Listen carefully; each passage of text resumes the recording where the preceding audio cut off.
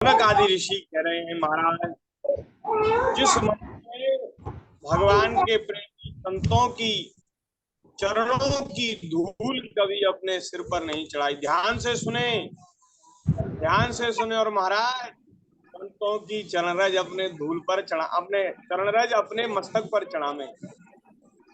संतों की चरणों की धूल जिन्होंने कभी अपने मस्तक पर धारण नहीं की, माथे पे नहीं लगाई, बोले वो मनुष्य जीते हुए भी मुर्दे के समान सब हैं, जीवित नहीं हैं। आहा, क्या बढ़िया बात है।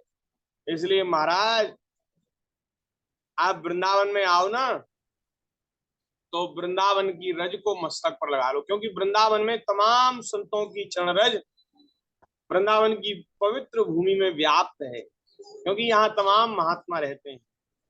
चरण रज मस्तक पर लगा लें। और महाराज कोई संत, कोई भगवान के प्रेमी भक्त चले जा रहे हों, तो उनके चरणों की प्रत्यक्ष रज भी कहीं मिल जाए, आहा, तो उसको भी धारण करना चाहिए।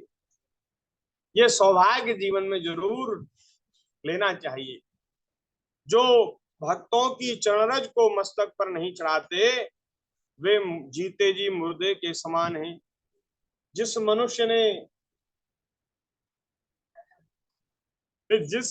ने भगवान के चरणों पर चढ़ी हुई तुलसी, चरणों पर चढ़ी हुई तुलसी की सुगंध कभी नहीं ली और सुगंध लेकर के उसकी सराहना नहीं की, सुगंध ले ली लेकिन फिर सराहना नहीं की, तो भी ये दोष है। हाँ, उनके भगवान के चरणों पर चढ़ी हुई तुलसी, उसको महाराज लेकर के सुगंध ली, और वाह इतनी सुंदर सुगंधित ये तुलसी है जो भगवान के चरणों पर चढ़ी है। तो इस प्रकार से जिन्होंने सराहना नहीं की, वे भी महाराज श्वास लेते हुए भी श्वास रहित सब के समान है, मुर्दे के समान है। स्वंसं छवो यस्तु न वेद गंधम। और महाराज सूत जी, वह हृदय नहीं, वह तो वज्र के समान, लोहे के समान है, जो भगवान के मंगल में नामों का श्रवण कीर्तन करने पर भी पिघल नहीं जाता, द्रवित नहीं होता। वो हृदय महाराज पत्थर से भी ज्यादा पत्थर है, कठोर है, जिसमें भगवान के गुणों को, नामों को सुनकर के जिस हृदय में प्रेम प्रकट नहीं होता, जो हृदय द्रवित नहीं होता, वो हृदय तो बड़ा कठोर हृदय है, फौलाद का हृदय है। जिस समय हृदय पिघल जाता है, उस समय नेत्रों से आंसू झलकने लगते हैं। हृदय के पिघलने की क्या प्रमाण है? प्रमाण ये है कि नेत्रों से आंसू बहने लगते हैं, नेत्रों से आंसू झलकने लगते हैं, और शरीर का रोम रोम खिल उठता है, रोम रोम शरीर में पुलकावली छा जाती है। ये हृदय के वो द्रवित होने के लक्षण हैं। और जिनका हृदय इस प्रकार कभी द्रवित नहीं हुआ बोले महाराज वो तो हृदय शून्य है, उनमें तो दिल ही नहीं है, हृदय ही नहीं। हे प्रिय सूत जी, आपकी वाणी हमारे हृदय को मधुरता से भर रही है, आनंद से भर रही है। इसलिए भगवान के परम भक्त श्री सुखदेव जी और परीक्षित जी के सुंदर संवाद को आप हमें कृपा करके सुनाइए। बोलिए भक्त वत्सल भगवान की जय। जय जय श्री राधे। ये जो श्लोक सोनक आदि ऋषियों ने कहे हैं ना, इन श्लोकों का अपनी भाषा में भावानुवाद श्री गोस्वामी जी ने किया है। गोस्वामी जी कह रहे हैं, जिन हरि कथा सुनी नहीं काना, श्रवण रंध्र अहि भवन समाना, नयनन संत दरस नहीं देखा, लोचन मोर पंख जिमिले खा, जी सो दादुर जी समाना, जी तो दादुर जी समाना, जो नहीं करे राम गुण गाना। श्री राम जय राम, जय जय राम। श्री राम जय राम, जय जय राम। श्री वृंदावन बिहारी लाल की जय। अब सूत जी महाराज ने कहा कि हे शौनक आदि ऋषियों, आप भगवान के चरित्र सुनने में बड़े प्रेम रखने वाले हो। अब महाराज मैं आपको सुखदेव जी और राजा परीक्षित जी के संवाद को सुना रहा हूं। श्री परीक्षित जी जो हैं, उन्होंने अपनी शुद्ध बुद्धि भगवान के चरणों में अनन्य भाव से समर्पित कर दी है। शरीर, पत्नी, पुत्र, महल, पशु, धन, भाई, बंधु और राज, उनमें उनकी महाराज जो दृढ़ ममता है, उस दृढ़ ममता का उन्होंने त्याग कर दिया। हम लोगों को संसार में बड़ी आसक्ति होती, संसार की आसक्ति महाराज बड़ी भयंकर है, बड़ी दुखदाई है, और ये हम सब लोगों की होती ही है। ये संसार की आसक्ति भगवान के प्रेम की तलवार से ही कटती है। जब तक ठाकुर जी के चरणों में प्रेम नहीं होता, तब तक संसार की आसक्ति को महाराज नष्ट करना, मिटाना, वो बड़ा कठिन है। तो परीक्षित जी ने जो है संसार की आसक्ति का, ममता का त्याग कर दिया है। हे शौनक आदि ऋषियों, महामनस्वी परीक्षित ने अपनी मृत्यु का निश्चित समय जान लिया है। इसलिए उन्होंने धर्म, अर्थ और काम से संबंध रखने वाले जितने भी कर्म हैं उनका संन्यास कर दिया, और केवल मोक्ष की इच्छा से श्री कृष्ण में सुदृढ़ आत्म भाव को प्राप्त होकर बड़ी श्रद्धा से भगवान श्री कृष्ण की महिमा सुनने के लिए उन्होंने सुखदेव जी से प्रश्न किया, जिसे आप लोग मुझसे पूछ रहे हैं। श्री परीक्षित जी जो है सृष्टि विषयक प्रश्न पूछ रहे हैं। बड़ा महाराज ये जो प्रश्न है बड़ा सुंदर है और बड़ा ज्ञानवर्धक है। सृष्टि विषयक प्रश्न, हम लोगों को मन में जो विज्ञान पढ़ते हैं, अब विज्ञान की पढ़ाई विद्यालयों में होने लगी, तो विज्ञान पढ़ने वाले छात्र, उनको उनके हृदय में जानने की इच्छा तो उत्पन्न हो जाती है, लेकिन ये जो विज्ञान है इसका ज्ञान आधा अधूरा है, आधा अधूरा ज्ञान है। विज्ञान का ज्ञान संपूर्ण नहीं है। विज्ञान भी महाराज ऐसे विषयों में विज्ञान भी चकरा जाता है, ऐसे विषयों के बोध में, और महाराज वहां जाकर के हाथ खड़े कर देता है, फिर उसके पास भी कोई समाधान नहीं होता। तो ऐसे विषयों में जो महापुरुषों की वाणी है वो परम प्रमाण है। देखो आज अब विज्ञान की उन्नति इस समय हो रही है, और विज्ञान की उन्नति में विज्ञान ने जिन चीजों को बताया, जिन जिन विषयों के बारे में उन्होंने हम लोगों को बताया, वो ज्ञान हमारे ऋषि मुनियों ने पहले ही दे रखा है। महाराज हजारों लाखों साल पहले हमारे ऋषि मुनि महात्माओं ने सारे विज्ञान के जो सूत्र हैं वो सब बना रखे हैं, और उन्होंने सब ज्ञान पहले ही दे रखा। तो परीक्षित जी सृष्टि विषयक प्रश्न पूछ रहे हैं। वे पूछ रहे हैं, सुखदेव जी महाराज, भगवान इस सृष्टि की उत्पत्ति कैसे करते हैं, और उत्पत्ति में ये जो संसार की रचना है बड़ी रहस्यमयी है, इसको समझने में बड़े बड़े लोकपाल भी भूल कर बैठते हैं। इसकी रचना भगवान कैसे करते हैं, और फिर इसका संहार कैसे कर देते हैं, क्यों कर देते हैं, किन किन शक्तियों का आश्रय लेकर के, और महाराज अपने आप को ही वो तमाम रूपों में प्रकट कर देते हैं, खिलौना बना देते हैं, और फिर उन खिलौनों से वे खेलते हैं।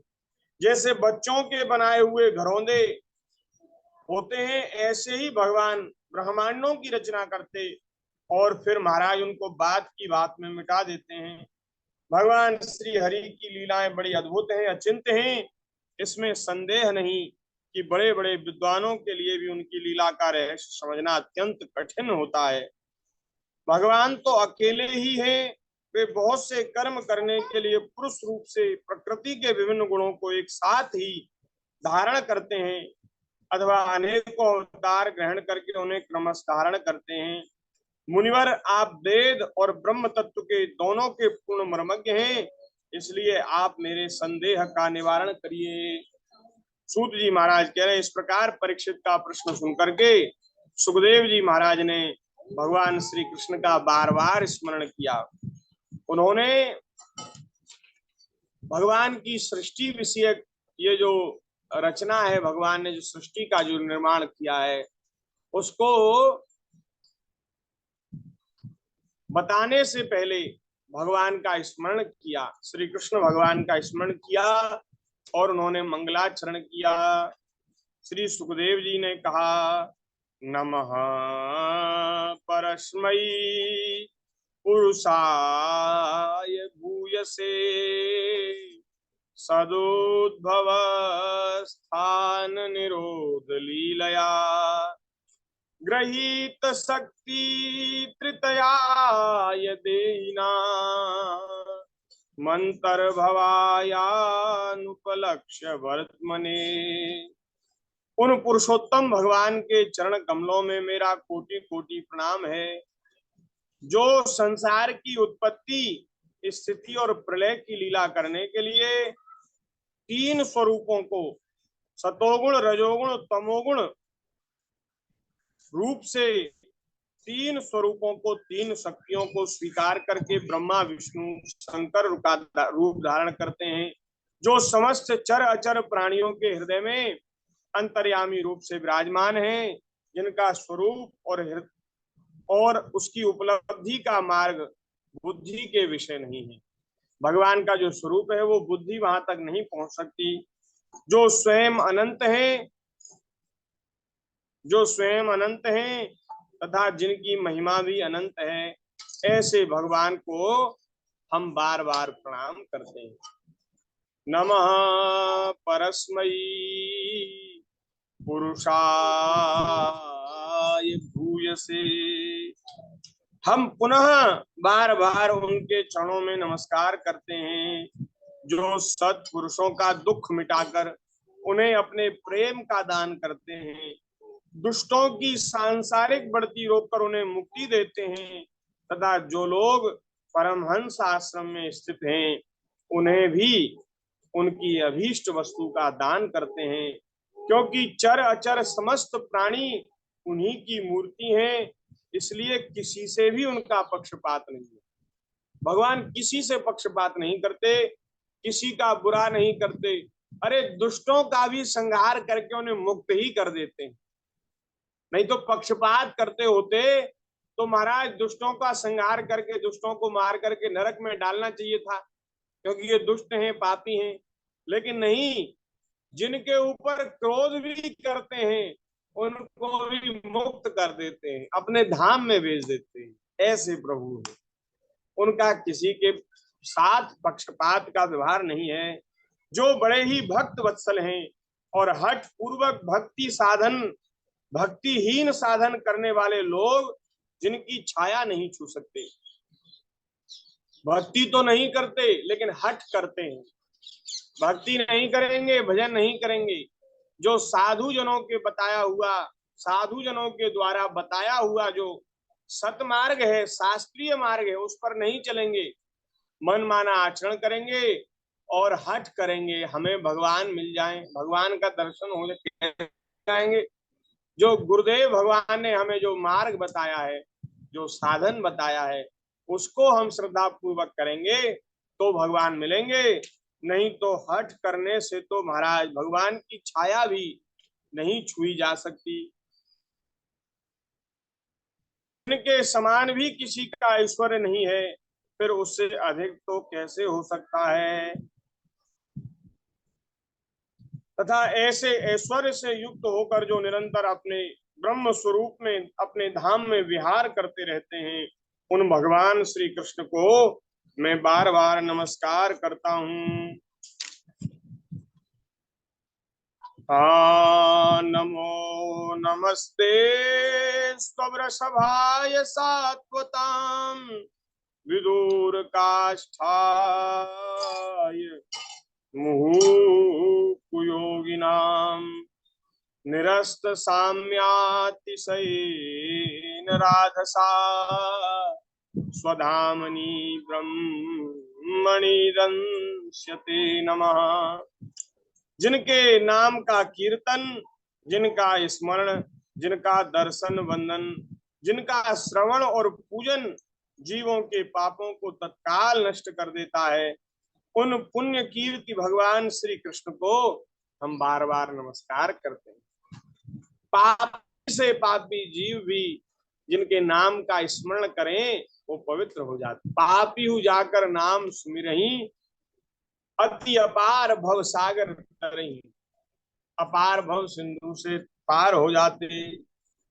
यत् कीर्तनम यत् स्मरणम यदीक्षणम यद वंदनम यश्रवणम यदर्हणम। जिनके बारे में श्रवण करने से पाप नष्ट हो जाते, जिनका जिनका बंधन करने से पाप नष्ट हो जाते। लोकस्य सद्यो विधुनोति कल्मषम्, तस्मै सुभद्र श्रवसे नमो नमः। ऐसे पवित्र कीर्ति भगवान श्री कृष्ण को बार बार नमस्कार करते हैं।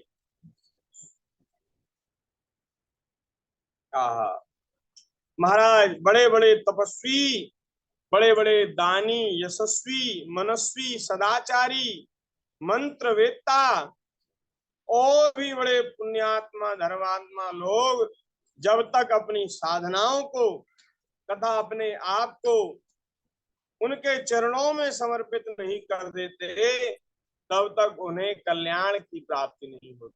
चाहे कितना भी साधन कर लो, कितना भी पुण्य कर लो, कितना भी तप कर लो, कितना भी दान कर लो, कुछ भी कर लो, जब तक उनके हो नहीं जाओगे और अपना जो कर्म है, जो साधन है, उनके चरणों में समर्पित नहीं कर दोगे, तब तक कल्याण की प्राप्ति नहीं होगी।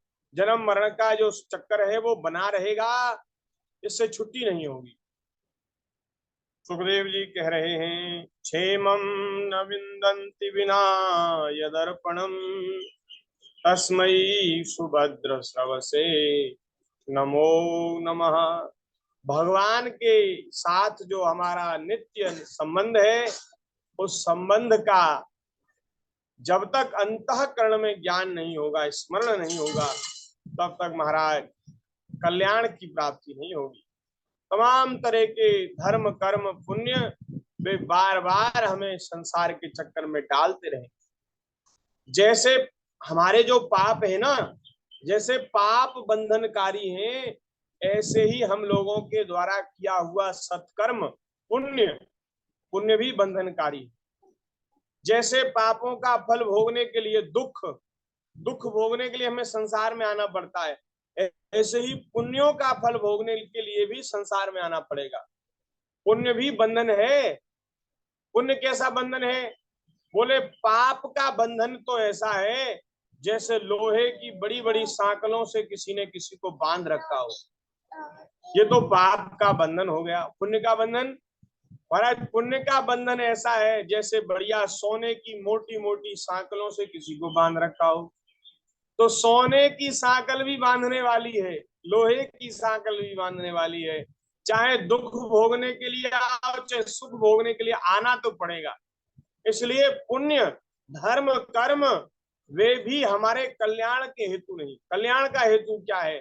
कल्याण का हेतु है भगवान की प्रसन्नता, भगवान का भजन साधन। हमारे द्वारा किए हुए धर्माचरण पुण्य सदाचार वे भगवान को समर्पित हो जाएं।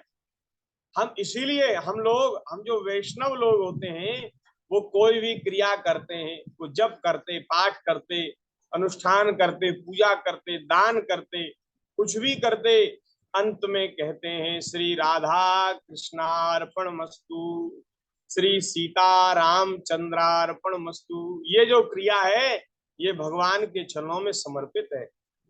तो भगवान के चरणों में समर्पित करने से वह क्रिया भगवान की प्रसन्नता का हेतु बन जाती है, भगवान की प्रसन्नता प्राप्त हो जाती है। और नहीं तो महाराज ये खूब अपना इकट्ठा करते रहो दान पुण्य साधन, ये आपको ज्यादा से ज्यादा स्वर्ग में ले जाएगा, और स्वर्ग का जो साम्राज्य है वो भी नाशवान है, वहां से भी गिरना पड़ेगा और गिर करके फिर इस मृत्यु लोक में आना पड़ेगा। तो जब तक धर्मात्मा जन, तपस्वी जन, दानी, यशस्वी, मनस्वी, मंत्रविद वे अपने साधन को भगवान के चरणों में समर्पित नहीं कर देते, तब तक उन्हें कल्याण की प्राप्ति नहीं होती। ऐसे पवित्र कीर्ति भगवान को बार बार नमस्कार करते हैं। और महाराज बड़ा सुंदर श्लोक है। इस श्लोक को कहकर के आज की चर्चा को यहीं विराम करेंगे, और आगे जो सृष्टि का क्रम जो उन्होंने सुनाया है, सृष्टि का वर्णन जो किया है सुखदेव जी ने, उसका स्मरण हम कल करेंगे यथामति यथा समय।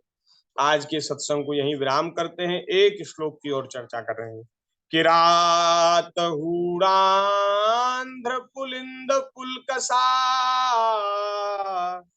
आबीर कंका यवना खसादयः ये च पापा यदुपाश्रयाश्रयाः शुद्ध्यन्ति तस्मै प्रभ विष्णवे नमः। इससे पहले श्लोक में कह रहे हैं कि बड़े बड़े धर्मात्मा पुण्यात्मा भी भगवान का भजन किए बिना नहीं तरेंगे, और इस श्लोक में कह रहे हैं बड़े से बड़े पापी भी यदि भगवान के शरणागत भक्तों की शरण ग्रहण कर लें, उनकी बुद्धि में कभी भगवान की दया से ऐसी बात आ जाए कि अब हम संतों का आश्रय ग्रहण करते हैं, तो भले ही उन्होंने जीवन भर कितने भी पाप किए हों, बोले उनके सारे पाप नष्ट हो जाते हैं, वे पवित्र हो जाते हैं, और भगवान के चरणों में उनकी भक्ति हो जाती है, और वे मोक्ष के भागी, कल्याण के भागी हो जाते। ऐसे पवित्र कीर्ति भगवान, सर्वशक्तिमान भगवान को हम बार बार नमस्कार करते हैं। किरात हूण आंध्र पुलिंद पुलकस आभीर कंक यवन खस आदि ये जो नीच जातियां हैं, नीच वर्ण हैं, ऐसे लोग और दूसरे पापी भी जिन भगवान की शरण में रहने वाले भक्तों की, भगवान की शरण में नहीं, बोले भगवान के शरणागत भक्तों की शरण में भी आ जाएं। भगवान की शरण में तो तब आएंगे जब भक्तों की शरण में आएंगे, जब भक्तों की रेंज में आएंगे तो भगवान की कृपा मिलेगी। अब नहीं तो महाराज भगवान तक सीधे डायरेक्ट पहुंचने का कोई मार्ग ही नहीं है। राम दुआरे तुम रखवारे, होत न आज्ञा बिनु पैसारे। जब तक इनकी हनुमान जी कौन, दास भक्ति के आचार्य, दास माने जो सेवक हैं, जो भक्त हैं, जब तक भक्तों की कृपा नहीं होगी तो भैया भले ही बहुत अच्छे हो, बने रहो, कोई लाभ नहीं। जब तक भक्तों की, संतों की कृपा नहीं होगी तब तक भीतर प्रवेश नहीं होगा, कोई मार्ग ही नहीं है। इसलिए भैया शरणागत भक्तों की रेंज में आ जाओ, उनकी शरण में आ जाओ। उनकी शरण में आ गए तो फिर बात बन जाएगी। बोलिए भक्त वत्सल भगवान की जय। जय श्री राधे श्याम। हरि शरणम हरि शरणम हरि शरणम हरि शरणम हरि शरणम हरि शरणम हरि शरणम हरि शरणम हरि शरणम हरि शरणम हरि शरणम हरि शरणम हरि शरणम हरि शरणम हरि शरणम हरि गुरु शरणम गुरु शरणम गुरु शरणम गुरु शरणम गुरु शरणम गुरु शरणम गुरु शरणम गुरु शरणम हरि शरणम शरणम हरि हरि शरणम शरणम हरि हरि शरणम शरणम